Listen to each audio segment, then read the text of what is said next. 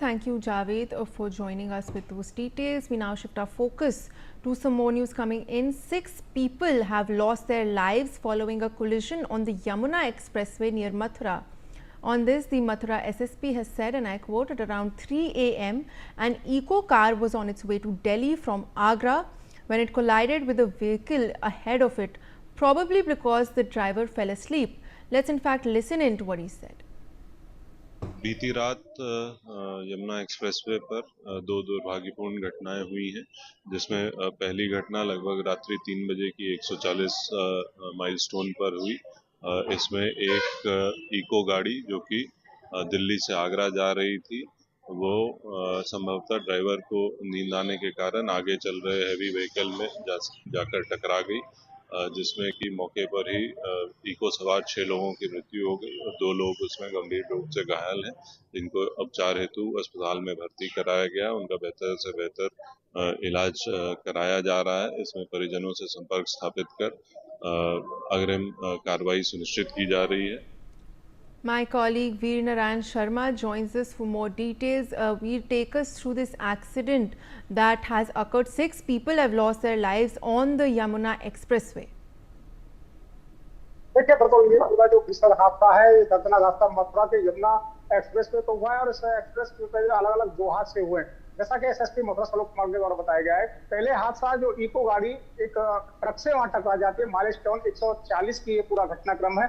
दिल्ली से इको गाड़ी आगरा की ओर जा रही थी। इस पूरे घटनाक्रम में 6 लोगों की मौके पर ही मौत हुई है, जबकि 2 लोग इसमें गंभीर रूप से घायल है, जिन्हें जिला अस्पताल भर्ती कराया गया था। इसके बाद इन्हें एसएन मेडिकल कॉलेज आगरा के लिए रेफर कर दिया।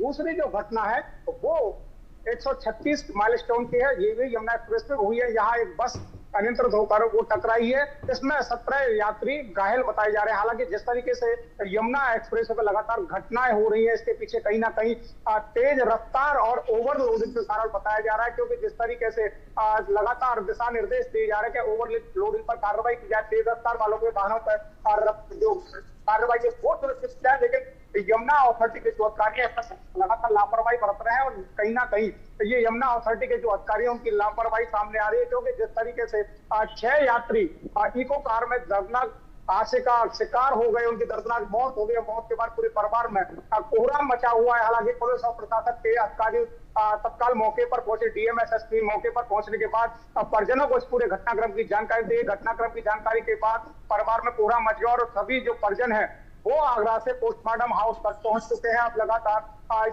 प्रशासन की जो कार्रवाई है उस पर वो सवाल खड़े कर रहे हैं, क्योंकि जिस तरीके से, हालांकि इसमें ड्राइवर की भी लापरवाही है, क्योंकि क्षमता से अधिक जो सवारियां हैं वो इको कार में बैठा रखी है। इको कार की जो क्षमता है वो 7 सीटर है, लेकिन उसमें 8 से 10 सवारियों को लेकर के वो दौड़ रहा था।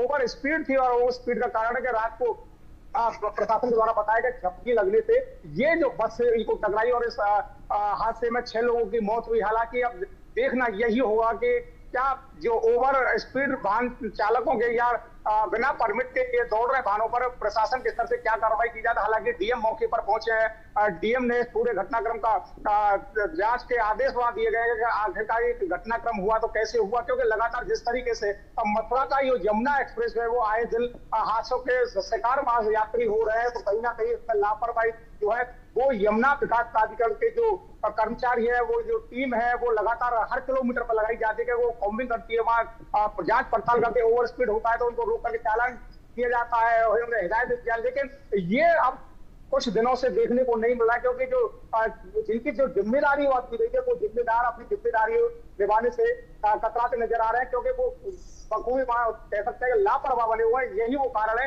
कि लगातार जी बिल्कुल Veer, thank you for joining us with those details. Let's in fact take a look at some more breaking news coming in. The former Chief Minister of Chhattisgarh